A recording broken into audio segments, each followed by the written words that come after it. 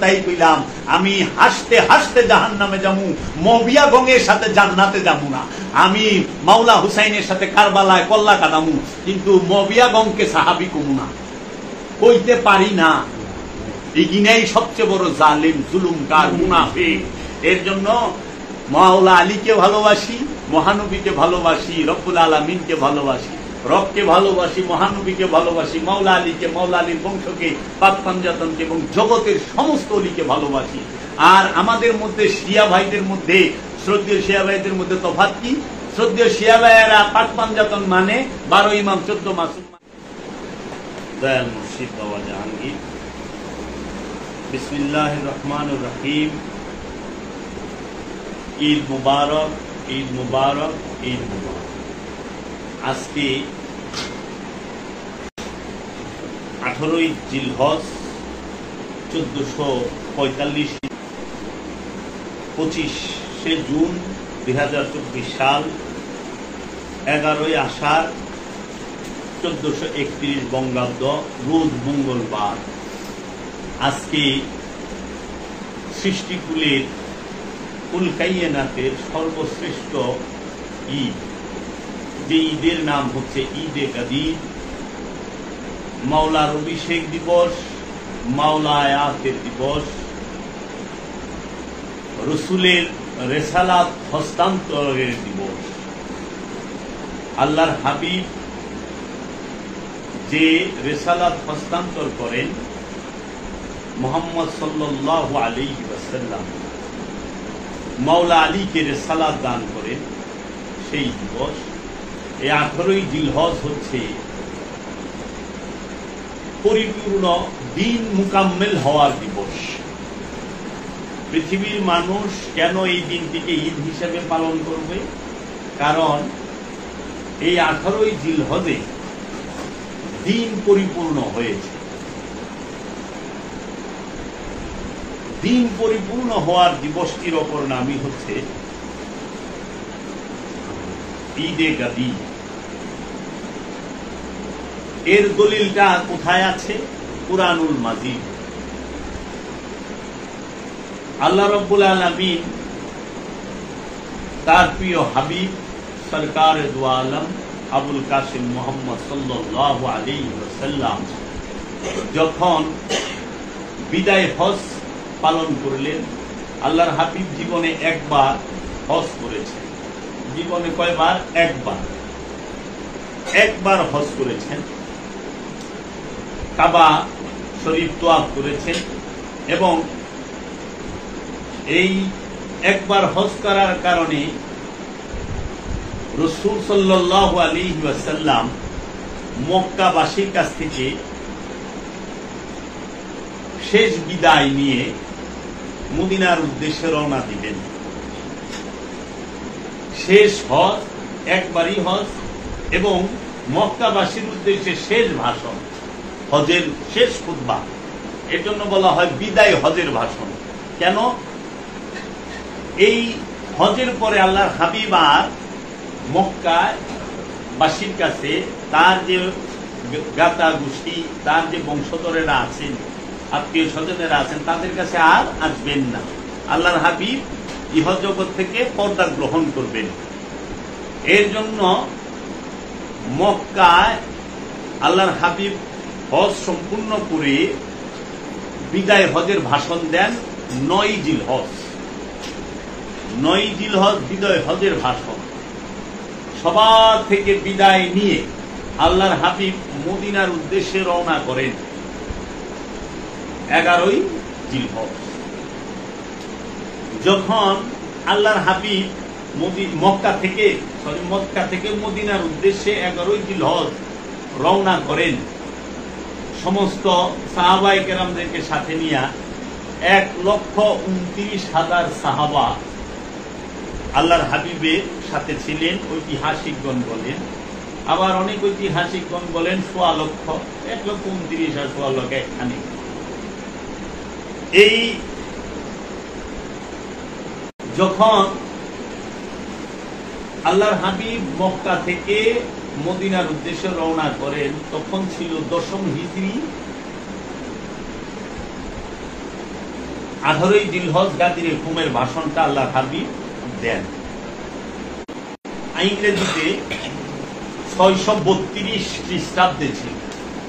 632 খ্রিস্টাব্দে আল্লাহর হাবিব আমার নিয়ামত পরিপূর্ণ করিয়া দিলাম এবং তোমাদের জন্য ইসলামকে দ্বীন হিসেবে পছন্দ করিলাম। তাহলে ইসলাম পরিপূর্ণ হওয়ার দিনকে কি বলা হয়? ঈদে গাদির। গাদিরে ঘুমে ইসলাম পরিপূর্ণ হয়েছে, পরিপূর্ণ হওয়ার ডিক্লিয়ার এসেছে। কার তরফ থেকে? আল্লাহ রাব্বুল আলামিনের তরফ হইতে। 18ই জিলহজ 10 হিজরি 631 সালে দিন পরিপূর্ণ হওয়ার আয়াত নাজিল হয়েছে আল্লাহ রাব্বুল আলামিনের তরফ হইতে। আল্লাহ রাব্বুল আলামিন বলছেন, আল ইয়াউমা আকমালতু লাকুম দীনাকুম। আল ইয়াউমা, আমি আজকে তোমাদের দিনকে পরিপূর্ণ করলাম এবং মনোনীত করলাম ইসলাম হিসেবে। ইসলাম নাম দিয়েছে। তোমাদের দিনকে পরিপূর্ণ করলাম, আল্লাহর দিনকে পরিপূর্ণ না, তোমাদের দিনকে। এখানে বুঝতে হবে, এখানে কয় নাই আল্লাহ আজ আমি আমার দিনকে পরিপূর্ণ করলাম, এই কথা কয় নাই। আল্লাহ কইছে আজ আমি তোমাদের দিনকে পরিপূর্ণ করলাম। আল্লাহর দিন পরিপূর্ণ আগে থেকেই, তোমাগো দিন পরিপূর্ণ না।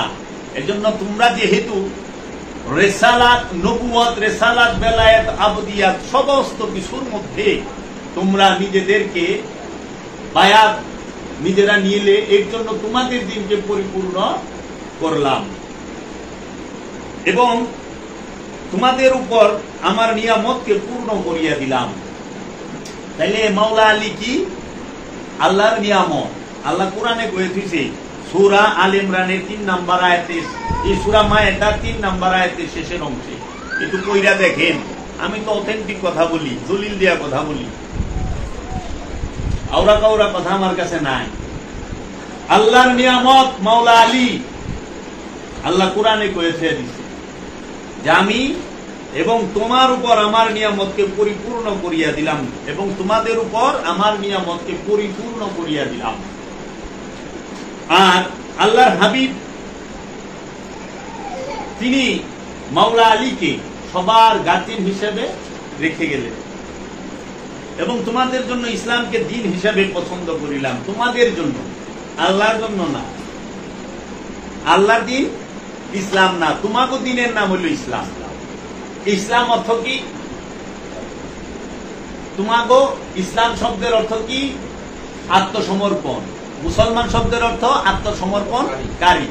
তাহলে আল্লাহ কইল তোমাদের জন্য ইসলামকে দিন হিসাবে পছন্দ করিলাম। তোমাদের জন্য ইসলামকে, ইসলাম মানে আত্মসমর্পণ। তাহলে তোমাকে লেগে আত্মসমর্পণকে আল্লাহ দিন হিসাবে, দিন মানে স্বভাব, তাহলে তোমাদের জন্য আত্মসমর্পণের স্বভাবকে আল্লাহ পছন্দ করলেন। তাহলে আমাদের জন্য আল্লাহ কি পছন্দ করছেন? আত্মসমর্পণের স্বভাবকে, না উগ্রতার স্বভাবকে।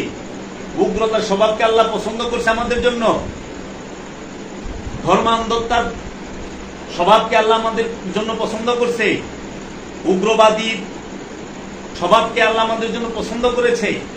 মৌলবাদী স্বভাবকে আমাদের জন্য পছন্দ করেছে।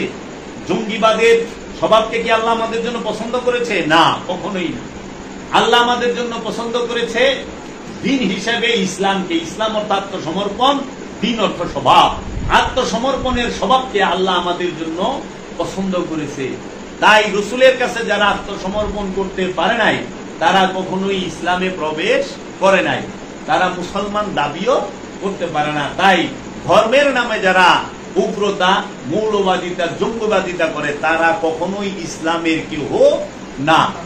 জঙ্গিবাদের সাথে ইসলামের কোনো সম্পর্ক নাই, জঙ্গিবাদের কোনো ধর্ম নাই, উগ্রবাদের সাথে ইসলামের কোনো সম্পর্ক নাই। ইসলাম মানেই আত্মসমর্পণ, আর দিন শব্দের অর্থ স্বভাব।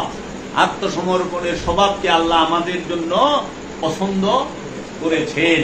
তাই ঈদে গাদির হচ্ছে এই কুল কায়নাতের জন্য আমরা যারা ইসলামের অনুসারী, মুসলমান ধর্ম, ইসলাম ধর্মের অনুসারী, আমাদের জন্য সবচেয়ে বড় ঈদ।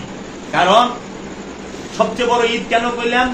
কারণ এর আগেও দুইটা ঈদ আছে, রোজার ঈদ আর এই কয়দিন আগে হইল কুরবানির ঈদ। এই 8 দিন আগে কুরবানির ঈদ হইল না। রোজার ঈদ কেন হয়? দিন পরিপূর্ণ হওয়ার কারণে না, রোজার ঈদ হয় 30টা রোজা কিংবা 29টা রোজা মোকাম্মেল হওয়ার কারণে। 30টা রোজা একজন রোজাদার যখন পূর্ণ করে, পরিপূর্ণ পালন করে, তখন তার জন্য রোজার শেষের দিনটা শুরু হয় ঈদ দিয়ে। ওই দিনটাকে ঈদ বলে, কারণ তার রোজা পূর্ণ হয়েছে, রোজা পূর্ণ করার ঈদ। কুরবানির ঈদ কেন হয়? কুরবানি করেছে সে, কুরবানি পরিপূর্ণ করছে, এর জন্য তিনি কুরবানির ঈদ পালন করে। 30 রোজার এখন দিন পরিপূর্ণ হয় না, পশু কুরবানি করাতে দিন পরিপূর্ণ হয় নাই। এর জন্য এই রোজার ঈদ এবং কুরবানির ঈদের থেকে অনেক আফজাল হচ্ছে ঈদে গাদির, মাওলার অভিষেকের দিন। কেন? এই ঈদে গাদিরের দিন দিন পরিপূর্ণ হয়েছে, ইসলামকে আল্লাহ দিন হিসেবে আমাদের জন্য মনোনীত করেছে এবং পরিপূর্ণ দিন হিসেবে মনোনীত করেছে। এর জন্য দিনে প্রবেশ করার জন্য সিয়াম, দিনে প্রবেশ করার জন্য কুরবানি। এর জন্য দিন যেই দিন পূর্ণ হয় সেই দিনকে বলা হয় ঈদে গাদির। এর জন্য রোজার ঈদ নিয়ে কোরআনে সরাসরি আয়াত নাই, কুরবানির ঈদ নিয়ে কোরআনে কোনো আয়াত নাই, কিন্তু ঈদে গাদির সম্পর্কে কোরআনে আয়াত আছে। সেই আয়াতটি সূরা মায়েদার 3 নম্বর আয়াতের শেষের অংশ, আল-ইয়াউমা আকমালতু লাকুম দীনাকুম ওয়া আতমামতু আলাইকুম নি'মাতি ওয়া রাদিতু লাকুমুল ইসলাম দীনা। আল্লাহ স্পষ্ট বলছেন, আজ আমি তোমাদের দিনকে পরিপূর্ণ করিয়া দিলাম এবং তোমাদের উপর আমার নিয়ামতকে পরিপূর্ণ করিয়া দিলাম এবং তোমাদের জন্য ইসলামকে দিন হিসাবে পছন্দ করিলাম। এর জন্য ঈদে গাদি আমাদের জন্য সবচেয়ে বড় ঈদ। এই মুসলমান জাতিকে বিভ্রান্ত করার জন্য উমাইয়া আব্বাসিয়া রাজবংশ এই চক্রান্ত করে, এই এজিদের গোষ্ঠী, এই মবিয়ার গোষ্ঠী, এই উমাইয়া আব্বাসিয়ার গোষ্ঠী এবং এই যে ওহাবির আব্দুল ওহাব নজদির গোষ্ঠী, এই মক্কার গুন্ডারা, সন্ত্রাসীরা, তারা চক্রান্ত কইরা আব্বাসিয়া আমলে এরা এই গাদিরে খুমকে ঢাকার জন্য সর্বাত্মক প্রচেষ্টা করেছে এবং সবচেয়ে যত ধরনের দলিল দস্তাবেজ তৈরি করা লাগে করছে এবং সমাজে সবচেয়ে বড় ঈদ যেটা, সেটাকে ঢেকে ফেলেছে। যে মাওলার অভিষেকের দিন, এই মাওলা আলী এবং গাদিরে খুম সম্পর্কে বললে গাদিরে খুম আবার গাদিরে খুমে বেলায়েতের দরজা খোলে, গাদিরে খুমে রেসালাতের দরজা খোলে, গাদিরে খুমে অবুদিয়াতের দরজা খুলে, গাদিরে খুমে সমস্ত নবী ওলিদের আগমনের দরজাটা খুলে যায়। এর জন্য গাদিরে খুম এই এখানে বসে এই গাদিরে খুম এটাকে পালন করতেই হবে প্রত্যেক মুসলমানের। এবং যারা আমি আহ্বান জানাবো সর্ব সময়ের, সর্বকালের, সর্বযুগের সকল মুসলমানকে, যাহারা আল্লাহর ওলি মানেন, যাহারা বেলায়েত মানেন, যাহারা পীর মুরিদি মানেন, যাহারা এই রিসালাতকে মানেন, অবশ্যই আপনারা প্রত্যেক বছর এই ঈদে গাদিরের এই অনুষ্ঠানটি অবশ্যই করবেন। আমরা যারা নবী প্রেমিক, আমরা যারা রসুল প্রেমিক, আমরা যারা আলে রসুল প্রেমিক, আহলে বাইতের প্রেমিক, ওলি আল্লাহদের প্রেমিক, আমাদের কাছে সবচেয়ে বড় ঈদ দুইটা। একটা হইল ঈদে মিলাদুন নবী রাহমাতাল লিল আলামিনের শুভ আবির্ভাব দিবসের দিন হচ্ছে ঈদ, আরেকটা হইল ঈদে গাদির মাওলা আলী করমাল্লাহু ওয়াজহুর অভিষেক দিবস, মাওলার আবির্ভাব দিবসের ঈদ। এই দুই ঈদ হচ্ছে আমাদের কাছে সর্বশ্রেষ্ঠ ঈদ। এই দুই ঈদ আমরা অবশ্যই পালন করব, তাহলে আমরা রবের তরফ হইতে রহমত পাব এই উমাইয়া আব্বাসিয়াদের বেতনখোর মৌলবী, পেট্রো ডলারের বেতনখোর মৌলবীদের কথা শুই না বিভ্রান্ত হয়েন না। দেখেন, পৃথিবীতে যত বড় বড় লিডার হোক, নেতা হোক, প্রেসিডেন্ট হোক, যত বড় শিল্পপতি হোক, পয়সালা হোক, ধনী হোক, বর্তমান জমানার সবচেয়ে বড় ধনী Bill Gates, Zuckerberg, Anil Ambani, Liton Tata, ওই যে ডালমিয়া, এইরকম বিশ্বের বড় বড় ধনকুব যারা, তারাও নবীর জন্মদিনকে ঈদ হিসাবে পালন করে। ক্রিসমাস ডে ঈসা নবীর জন্মদিন। ডোনাল্ড ট্রাম্প বলেন, আমেরিকার প্রেসিডেন্ট কি জো বাইডেন বলেন, আর বারাক ওবামা বলেন, সেও এই দিনে খুশি হয়। জন্মদিনটা কিন্তু নবীর, কোন নেতার, লিডারের না, জাগতিক সম্পদশালীর না। নবীর আবির্ভাব দিবস, ঈসা রুহুল্লাহর আবির্ভাব দিবসে প্রেসিডেন্ট খুশি হইতেছে, জাতি ধর্ম বর্ণ নির্বিশেষে সবাই খুশি হচ্ছে। গৌতম বুদ্ধের জন্মদিনে সারা জগতের বড় বড় ক্ষমতাধর সম্পদশালী তারা ঈদ করতেছে। আপনার মুসা নবীর আবির্ভাব দিবসে পৃথিবীর বড় বড় ধনীরা, পৃথিবীর সম্পদশালীরা সবাই কি করতেছে? ঈদের দিন ঈদ পালন করতেছে। ভগবান শ্রীকৃষ্ণের আবির্ভাব দিবসকে ঈদ হিসেবে সনাতন ধর্মের মানুষ পালন করতেছে। আর হতভাগা মুসলমান যিনি না আগমন করলে ঈসা রুহুল্লাহর আগমন হইত না, যিনি আগমন না করলে মুসা কালিমুল্লাহর আগমন হইত না, যার উপরে ঈসা রুহুল্লাহ কালেমা পাঠ করেছেন, যার উপরে মুসা কালামুল্লাহ সে কালেমা পাঠ করেছেন, এটা আমার কথা না, কোরআনে আল্লাহ স্পষ্ট বলে দিয়েছেন। সমস্ত নবীর উম্মতের জন্য কালেমা ছিল, কিন্তু নবী রাসূলদের কালেমা কি ছিল? আদম সফিউল্লাহ তার যারা উম্মত ছিল তারা কালেমা পড়েছেন লা ইলাহা ইল্লাল্লাহ, আদম সফিউল্লাহ। মুসা নূহ নবিউল্লাহর উম্মতেরা পড়েছে লা ইলাহা ইল্লাল্লাহ, নূহ নবিউল্লাহ। মুসা নবীর উম্মতেরা পড়েছে লা ইলাহা ইল্লাল্লাহ, মুসা কালিমুল্লাহ। ঈসা নবীর উম্মতেরা পড়েছে লা ইলাহা ইল্লাল্লাহ, ঈসা রুহুল্লাহ। কিন্তু আমার প্রশ্ন যে আদম সফিউল্লাহ কোন কালেমা পড়লো? নূহ নবিউল্লাহ কোন কালেমা পড়লো? মুসা কালিমুল্লাহ কোন কালেমা পড়লো? ঈসা রুহুল্লাহ কোন কালেমা পড়লো? আমরা কোরআন থেকে দেখতে পাই তাহারা এই সকল নবী রাসূলগণেরা একজনের উপর ঈমান এনেছে, সে হচ্ছে মুহাম্মদ রাসূলুল্লাহ সাল্লাল্লাহু আলাইহি ওয়াসাল্লাম। তাহারা পড়েছেন মুসা কালিমুল্লাহ, ঈসা রুহুল্লাহ, নূহ নবিউল্লাহ, আদম সফিউল্লাহ, তাহারা সবাই কালেমা পড়েছেন লা ইলাহা ইল্লাল্লাহু মুহাম্মদ রাসূলুল্লাহ সাল্লাল্লাহু আলাইহি ওয়াসাল্লাম। এটা কোরআন বইলা দিছে, আমি এমন এক রসুল আগমন করবে যে আপনারা সকলে সেই রসুলের উপর ঈমান আনিবেন। যদি আপনারা ঈমান না আনেন তাহলে পরে আপনাদের সমস্ত কিছু আমি নিয়ে নেব। এবং আপনারা সাক্ষী থাকেন, আমিও সাক্ষী নিলাম, আল্লাহ সাক্ষী নিয়েছি।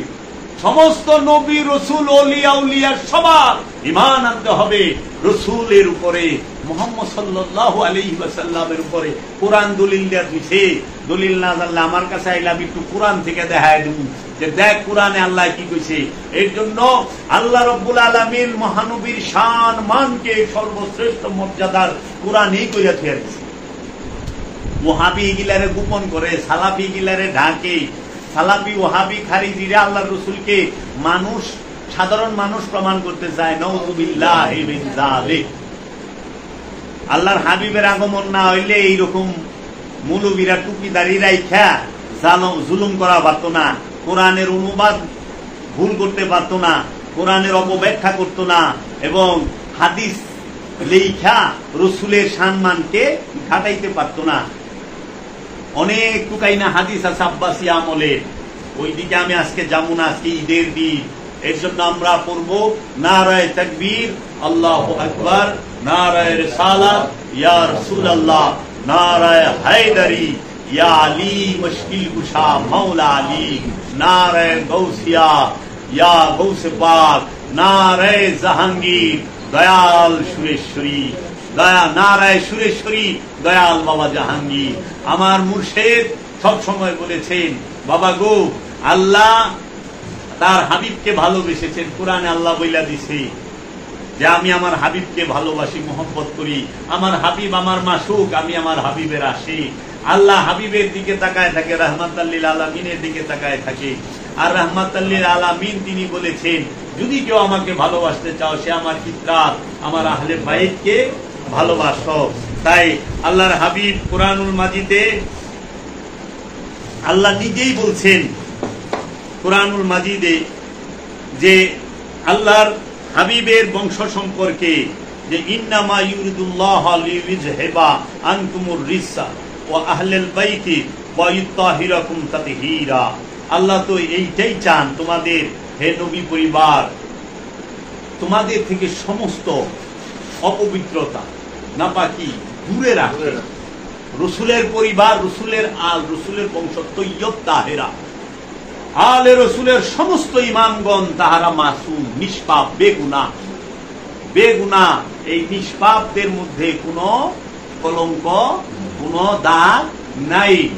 যে মোল্লা মুন্সিরা আল্লাহর রসুলের বংশের স্বভাব চরিত্রের মধ্যে দাগ এবং কলঙ্ক দিতে চায়, তারা জগতে ধ্বংস হয়ে গেছে, ধ্বংস প্রাপ্ত, তাদেরকে আল্লাহ ধ্বংস কইরা দিছে। তাই আল্লাহ বলছেন, আল্লাহর হাবিব বলছেন তার উম্মতের কাছে, কুল্লা আসআলুকুম আলাইহি আজরান ইল্লাল মাওয়াদ্দাতা ফিল কুরবা।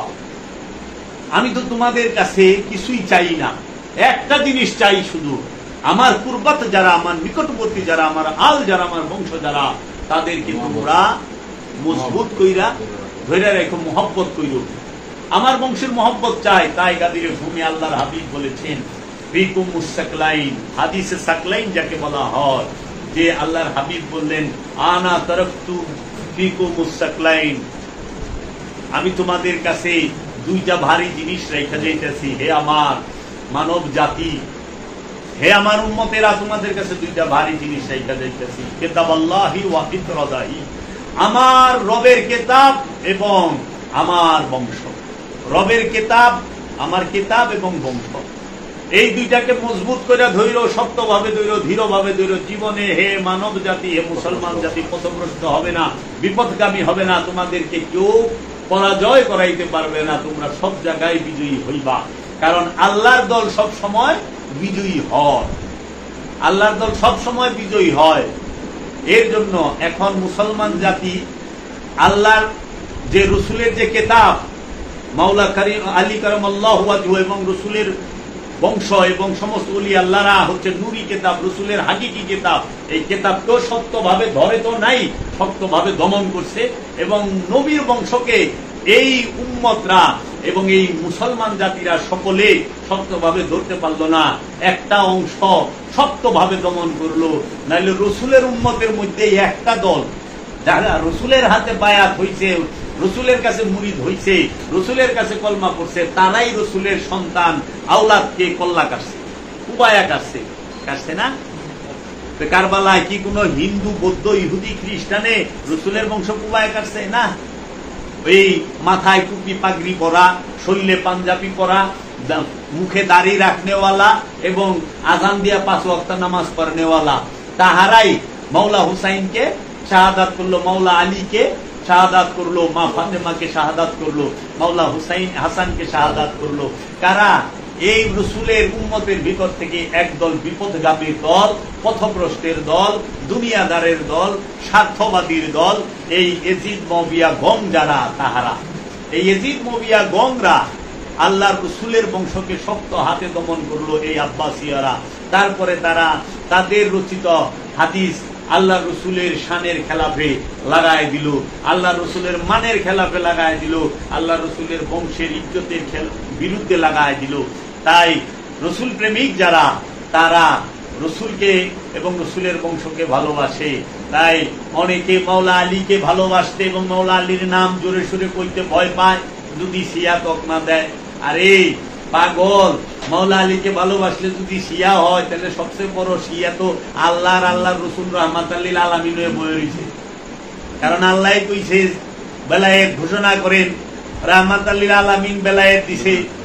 আল্লাহর নিজে কইল আলীর কাছে মা ফাতেমাকে বিবাহ দেন, প্রস্তাবটা রবের তরফ থেকে আইছে রাহমাতাল লিল আলামিনের কাছে। আল্লাহর ঘরের ভিতরে মাওলা আলী রে আনলো, মাওলা আলীর আবির্ভাব আল্লাহর ঘরের ভিতরে। মাওলা আলী থাকে রহমতের সাথে, রাহমাতুল আলামিনের সাথে, রহমতের ঘরের ভিতরে। মাওলা আলী রহমতের আলমদার। তাইলে আমি তো পৃথিবীতে সবচেয়ে বড় শিয়া মহানবীরই দেখতাছি, কারণ সবচেয়ে বেশি আলী আলী যে করছে সে হইল মহানবী। সবচেয়ে বেশি মাওলা আলীকে যে ভালোবাসে সে হইল মহানবী। আর মহানবী কইছে আমার বংশরে ভালোবাসো, পাক পাঞ্জাতন আহলে বাইতকে ভালোবাসলে, মাওলা আলী মা ফাতেমাকে ভালোবাসলে যদি শিয়া হয়, তাইলে আল্লাহ শিয়া হয়ে রয়েছে, মহানবীও শিয়া রয়েছে। এর সাথে আমি মিলাই কইতে পারি, ইমাম আবু হানিফা বলছে যদি মাওলা আলীকে এবং পাক পাঞ্জাতনকে আহলে বাইতকে ভালোবাসলে শিয়া উপবাদ নিতে হয়, তাহলে ইমাম আবু হানিফার থেকে বড় শিয়া জগতে নাই। ইমাম শাফি তিনিও বলেছেন এই কথা, যদি মাওলা আলীকে এবং পাক পাঞ্জাতনকে এবং আহলে বাইতকে ভালোবাসলে শিয়া হইতে হয়, তাহলে আমি ইমাম শাফি থেকে বড় শিয়া জগতে নাই। এবং আমার দয়াল মুর্শিদ কালান্দার বাবা জাহাঙ্গীর বা ইমান আল সুরেশ্বরী তার কিতাবে লিখছে, যদি আল্লাহর হাবিব রাহমাতুল লিল আলামিন মুহাম্মদ সাল্লাল্লাহু আলাইহি ওয়াসাল্লামকে ভালোবাসতে গিয়ে আল্লাহর হাবিবের খলিফা, আল্লাহর হাবিবের মনোনীত মাওলা আলী কারামাল্লাহু ওয়াজহুকে মহব্বত করার কারণে, আহলে বায়াত পাক পাঞ্জাতনকে মহব্বত করার কারণে, আর নবীর বংশকে মহব্বত করার কারণে যদি শিয়া উপবাদ নিতে হয়, আমি কাঁধে তুইলা নিলাম, জগতে আমার থেকে বড় শিয়া নাই। আমি যাবেরও তাই কইলাম, আমি হাসতে হাসতে জাহান্নামে যামু, মবিয়া গঙ্গের সাথে জান্নাতে যাবো না। আমি মাওলা হুসাইনের সাথে কারবালায় কল্লা কাটামু, কিন্তু মবিয়া গঙ্গকে সাহাবি কমু না, কইতে পারি না। এগিনাই সবচেয়ে বড় জালিম, জুলুমকার, মুনাফিক। এর জন্য মাওলা আলীকে ভালোবাসি, মহানবীকে ভালোবাসি, রব্বুল আলামিনকে ভালোবাসি, রবকে ভালোবাসি, মহানবীকে ভালোবাসি, মাওলা আলীকে, মাওলা আলীর বংশকে, পাক পাঞ্জাতনকে এবং জগতের সমস্ত অলিকে ভালোবাসি। আর আমাদের মধ্যে শিয়া ভাইদের মধ্যে, শ্রদ্ধেয় শিয়া ভাইদের মধ্যে তফাৎ কি? শ্রদ্ধেয় শিয়া ভাইয়েরা পাক পাঞ্জাতন মানে, 12 ইমাম 14 মাসুম মানে, কিন্তু অলি আল্লাহ মানে না। বড় পীরকে মানে না, খাজা বাবাকে তারা ওইভাবে মানে না, পীর আউলিয়াদেরকে মানে না, সুফিবাদ মানে না। আর আমরা রসুল মানি, রসুলের বংশ, পাক পাঞ্জাতন, 12 ইমাম 14 মাসুমকেও মানি। পৃথিবীতে যত কাদরিয়া, চিশতিয়া, নকশবন্দিয়া, মুজাদ্দিদিয়া, সরওয়ার দিয়া, নিজামিয়া, যত ওলি আল্লাহ আছে, ওলিয়ে কামেলদের সবার চরণে ভক্তি এবং সালাম, লক্ষ কোটি সেজদা তাদের চরণে, তাদেরকে ভালোবাসি। তাই আমাদের মধ্যে তফাৎ হইল, আমরা রব মানি, রসুলও মানি, নবীর বংশও মানি, অলিও মানি। আর শিয়া ভাইয়েরা রসুল মানে, রসুলের বংশ মানে, অলি মানে না। এই জগতে ইসলাম অলির দ্বারা প্রচার হয়েছে। আলে রসুল বলতেই অলি আল্লাহরা। পৃথিবীতে সবচেয়ে বেশি অলি বানাইছে আল্লাহ, বেশি মুসলমান বানাইছে আল্লাহর অলিরা, নবীরা পারে নাই। কোরআনে বর্ণিত 25 জন নবী, কোরআনে বর্ণিত 25 জন নবী বিলা খাজা গরিবে নওয়াজ সুলতানুল হিন্দ খাজা বাবার 12 ভাগের 1 ভাগ মুসলমান বানায় পারে নাই। খাজা গরিবে নওয়াজ মঈনুদ্দিন চিশতি আজমিরি আলাইহিস সালাতু ওয়াস সালাম 1.93 লাখ মুসলমান বানাইছে। আর কোরআনে বর্ণিত 25 জন নবী মিলা 12 লাখ মুসলমান বানায় পারে নাই। গৌসে পাক বানাইছে